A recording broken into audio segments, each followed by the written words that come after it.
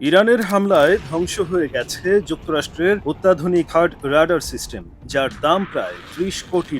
Satellite ছবিতে দেখা গেছে জর্ডানের মোয়াফকাফ সালতি বিমান ঘাঁটিতে থাকা NTPY-2 রাডার এবং এর সরঞ্জাম পুরোপুরি ধ্বংস হয়ে গেছে। পরে একজন মার্কিন কর্মকর্তাও এই তথ্য নিশ্চিত করেছেন। এই রাডারটি ছিল মার্কিন থার্ড ক্ষেপণাস্ত্র প্রতিরক্ষা ব্যবস্থার গুরুত্বপূর্ণ অংশ, যা আকাশে উড়তে থাকা ব্যালিস্টিক মিসাইল শনাক্ত করে ধ্বংস করতে সাহায্য করে। বিশেষজ্ঞরা বলছেন, যদি এই তথ্য পুরোপুরি সত্য হয় তাহলে এটি হতে পারে ইরানের সবচেয়ে সফল সামরিক হামলাগুলোর একটি।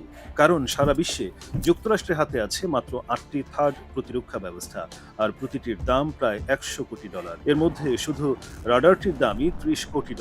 এই রাডার অকেজো হয়ে যাওয়ায় এখন অঞ্চলের আকাশ প্রতিরক্ষার বড় দায়িত্ব পড়বে প্যাট্রিয়ট মিসাইল সিস্টেমের উপর।